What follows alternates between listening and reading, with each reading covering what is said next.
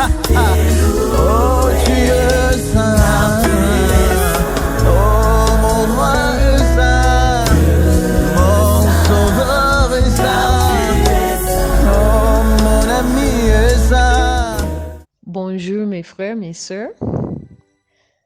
Nous sommes encore ensemble pour notre petite étude d'herméneutique. La troisième leçon, nous continuons à parler de la compréhension originelle du texte. Nous sommes dans la partie du contexte global. La dernière leçon, je vous ai parlé de l'importance de comprendre la place dans la révélation progressive qu'un texte occupe pour le comprendre. Aujourd'hui, nous allons considérer quelque chose pas trop spirituel, mais qui a un impact, même un grand impact, sur notre façon de comprendre un texte. Et ça, c'est le contexte historique, l'arrière-plan, si vous voulez. C'est parti encore du contexte global. Et pour cette information, nous devons considérer ce que la Bible elle-même dit, mais aussi c'est ici où il faut beaucoup de recherches. Je sais que nous, les pentecôtistes, nous aimons beaucoup l'onction de l'Esprit, la révélation de l'Esprit. Mais pour cette partie, désolé, il faut utiliser ta tête et tes yeux et tout ton intellect. Et Dieu va vous aider, le Saint-Esprit va vous aider aussi, il va vous orienter et vous aider à découvrir les bonnes sources. Mais pour le contexte global ici, le contexte historique, nous devons considérer la situation politique internationale parce que la Bible est adressée à un peuple, à une nation, et ça n'est pas toujours la même nation, mais il est adressé aux gens dans un contexte particulier. Souvent à la nation d'Israël. Bien sûr, dans le Nouveau Testament, l'arrière-plan, c'est l'Empire romain.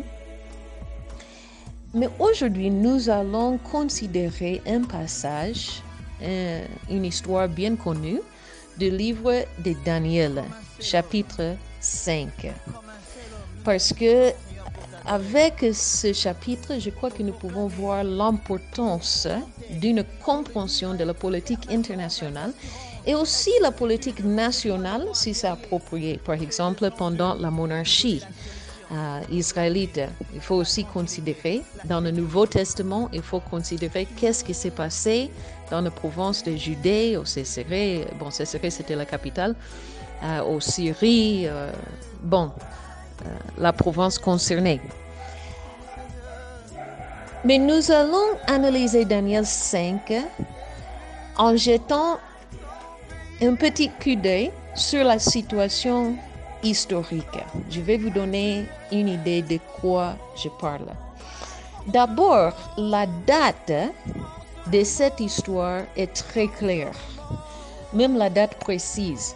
Le dernier verset, versets 30 et 31, nous indique que c'est la nuit que l'armée unie des Mèdes et Perses sont entrés dans la ville de Babylone et ils l'ont détruit. Donc, nous connaissons clairement la date. Tu peux même faire un Google pour ça, la chute de Babylone par la destruction de Babylone par les Mèdes et Perses. Et tu vas voir la date. C'est l'année 539 avant Jésus. 539 avant Jésus. Maintenant, il y a plusieurs choses que nous pouvons tirer déjà. D'abord, l'âge de Daniel. Si nous regardons le premier chapitre de Daniel, nous voyons que Daniel a été emmené en captivité l'année 605, c'est-à-dire 600 avant les événements du chapitre 5. Si Daniel, c'était déjà un jeune homme, même un ado, disons qu'il avait 15 ans, 16 ans, lorsqu'il a été emmené en captivité. Il aura maintenant, dans le chapitre 5, plus que 80 ans. Donc, il est déjà un vieux papa. Il y a une autre chose aussi que nous pouvons voir de l'histoire. Bien sûr, Daniel a servi sous le grand roi, la tête d'or, Nabucodonosor. Pardon la prononciation. Mais Nabucodonosor est mort l'année 562. C'est-à-dire encore quelques années avant les événements de 539, du chapitre 5.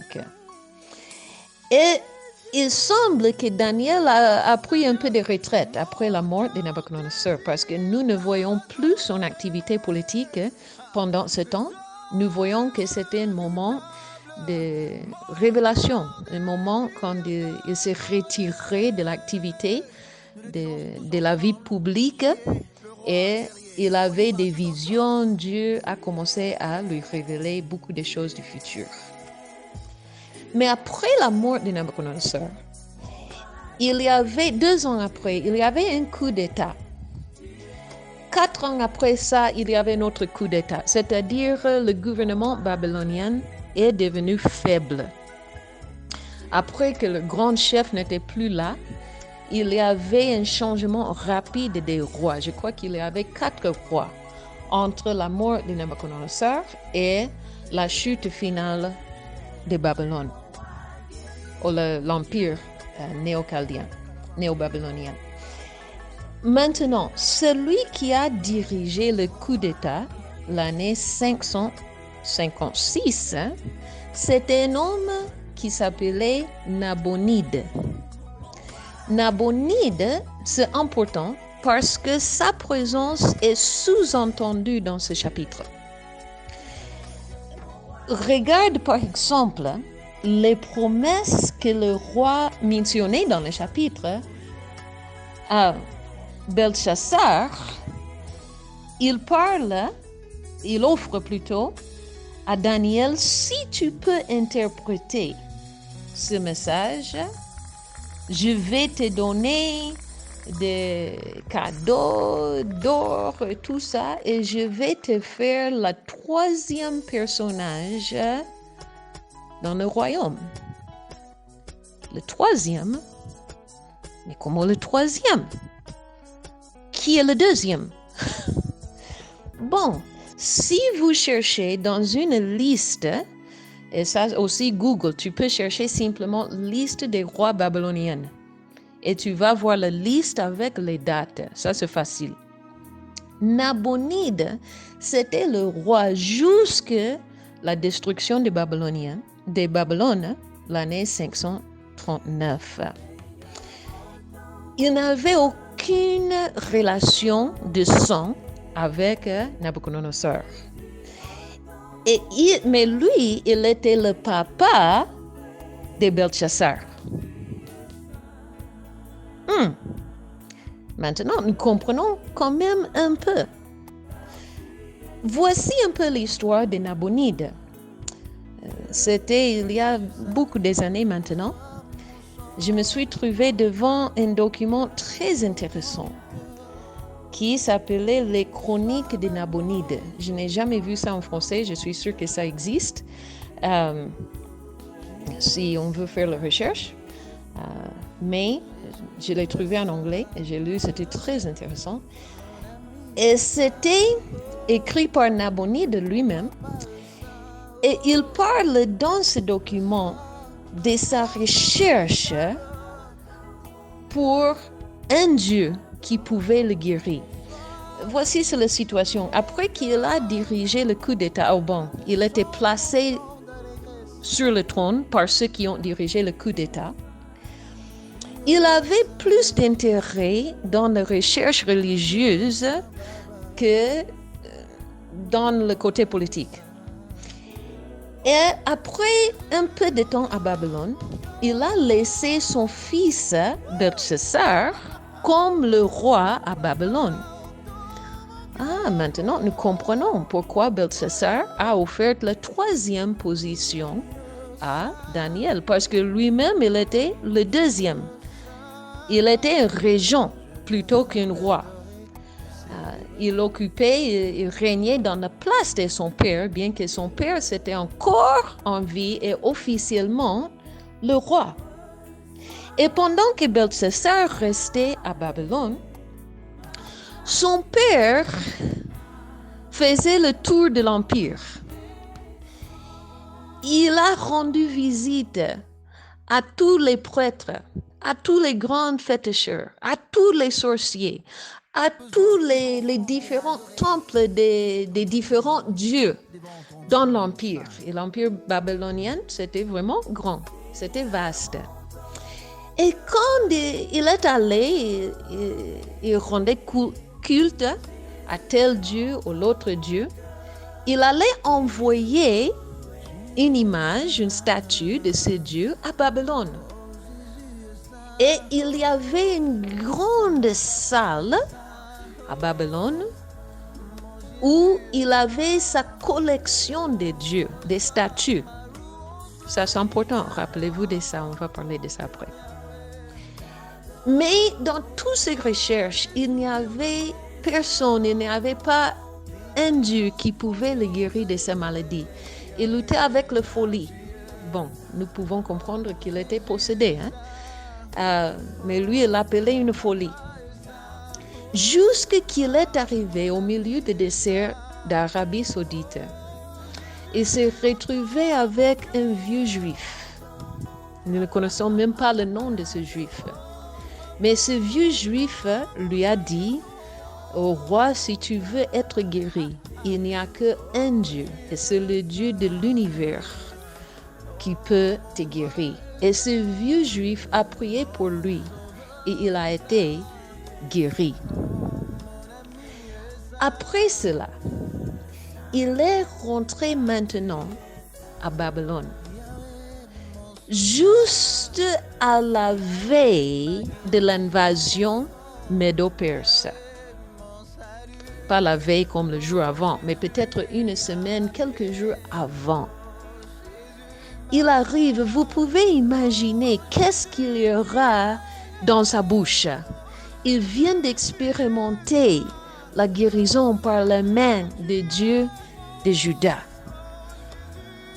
Tout le monde savait qu'il était un homme très religieux. Il était même critiqué pour ça. Oh, il était plus un prêtre qu'un roi et tout ça. Mais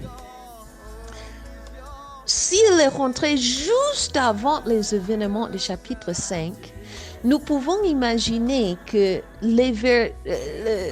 avant verset 1, que Belteshazzar vient d'écouter de son papa de la puissance de Dieu d'Israël, le Dieu de Juda, de ce que ce Dieu invisible pouvait faire.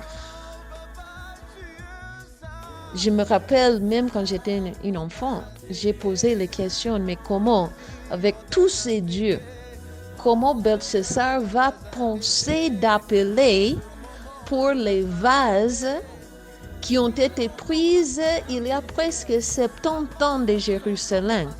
Et c'est maintenant qu'il pense à ça. Après que j'ai lu les chroniques de Nabonide, j'ai dit voilà le pourquoi. Parce que son papa vient de rentrer, vient de le parler de ces dieux de Juda.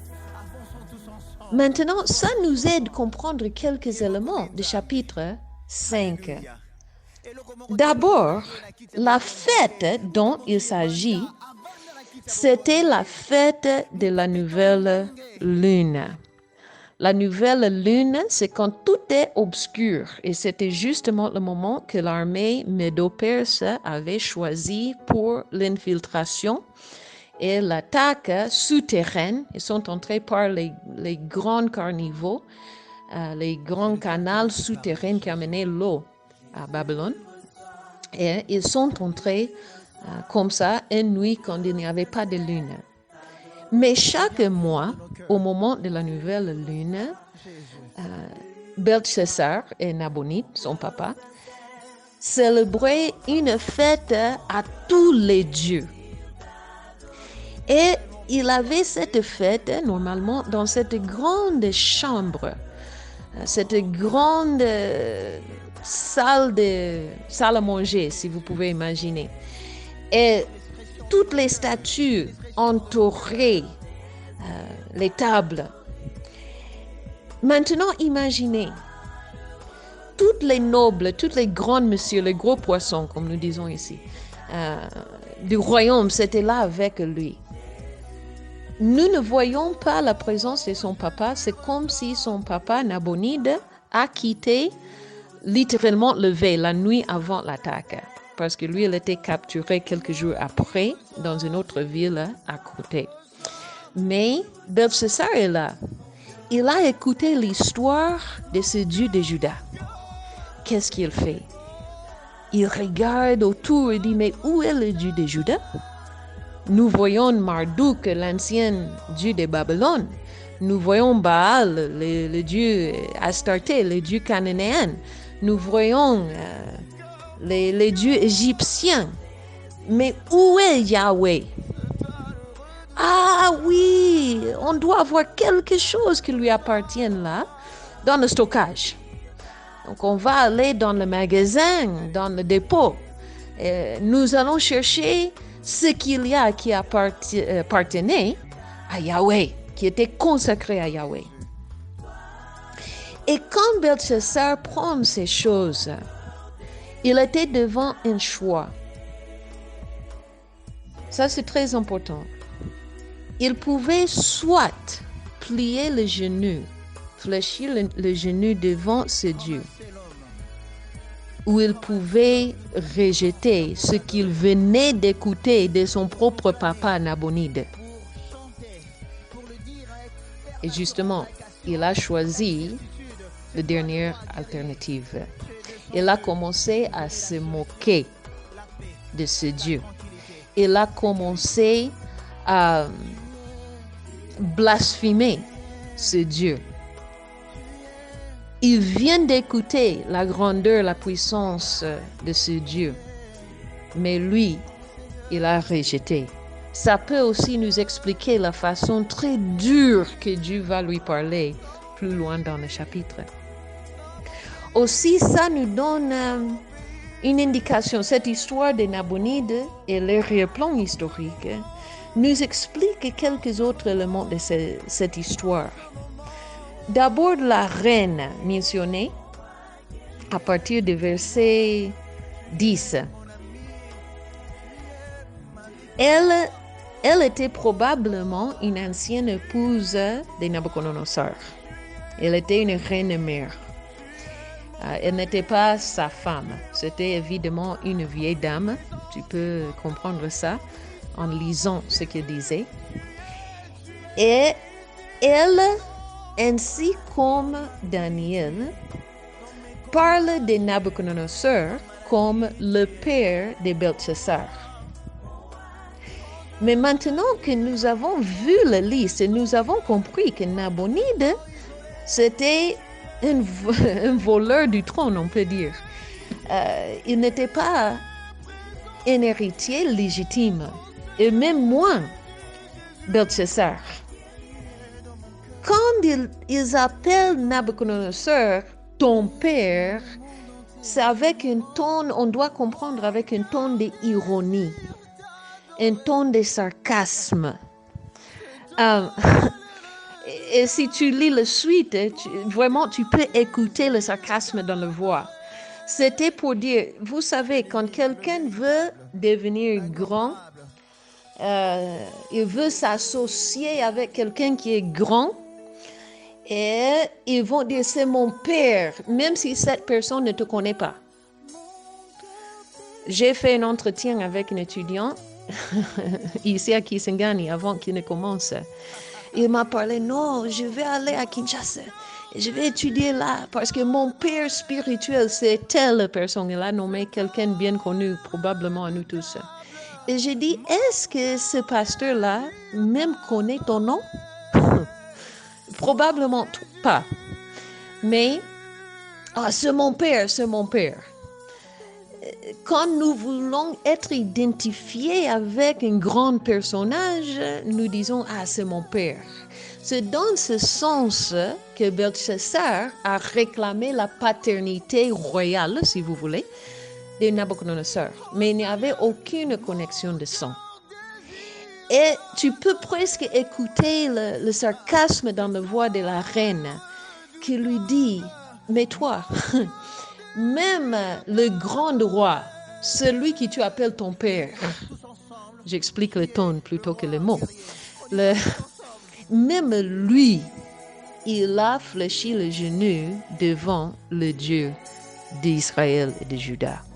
Et toi, tu te moques de lui. Daniel a dit la même chose. Même ton père, celui qui tu veux imiter, tu veux devenir comme lui, il a reconnu la puissance de ce Dieu. Mais toi, tu ne l'as pas fait. Waouh! C'est vraiment fort. Et voilà, quand le message va venir, le message c'était vraiment final. Le message c'était OK, tu as réclamé l'identité, la filiation avec Nabucodonosor. Nabucodonosor a reconnu la puissance de ce Dieu. Tu viens d'écouter de ton propre papa de sang, Nabonide, de la puissance de ce Dieu, de la supériorité de ce Dieu. Mais toi, tu as choisi de moquer de ce Dieu. Et voilà pourquoi le jugement de Dieu est tombé vraiment soudainement. Il a été tué cette même nuit. Et Daniel a survécu. Il a été élevé encore. Il va servir quelques années sous le prochain roi qui va arriver.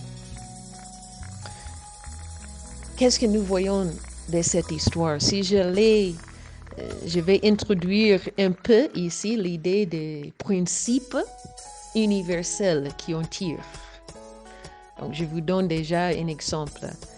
Quand moi je prêche sur cette histoire, j'utilise souvent le principe mentionné dans le livre de Galates. Ne vous trompez pas. On ne se moque pas de Dieu. On ne se moque pas de Dieu.